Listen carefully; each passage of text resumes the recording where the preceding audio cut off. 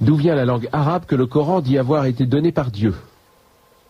Alors il y a plusieurs hypothèses, parce que dans les chercheurs que j'ai lus, il y en a qui disent que ça vient du nabatéen. Enfin, il y aurait eu deux arabes. Il y a le vieil arabe qui viendrait du nabatéen, et puis une autre piste qui dit qu'il vient de l'araméen. Donc il y a ces deux pistes.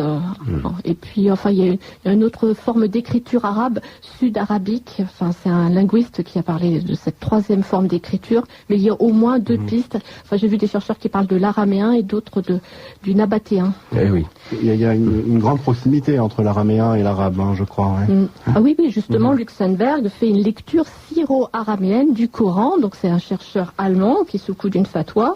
Donc lui, il a déplacé les signes diacritiques en voulant voir si, en déplaçant un petit signe diacritique, on pouvait avoir un sens différent. Donc c'est un chercheur allemand qui est sous le coup d'une fatwa.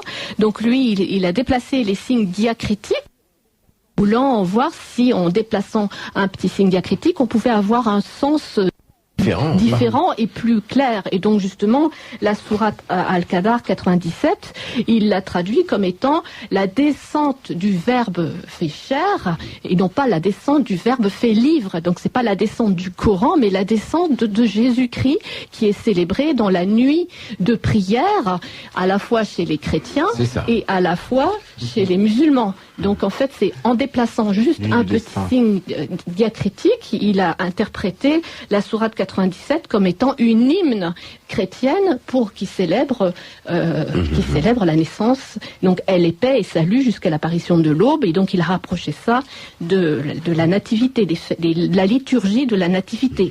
Donc il y a beaucoup de sourates comme ça, en déplaçant quelques signes diacritiques, il est arrivé à une lecture complètement différente. Parce que comme on rappelle, le Coran, il n'y a pas ces signes diacritiques, donc on a une pluralité des lectures. C'est ça.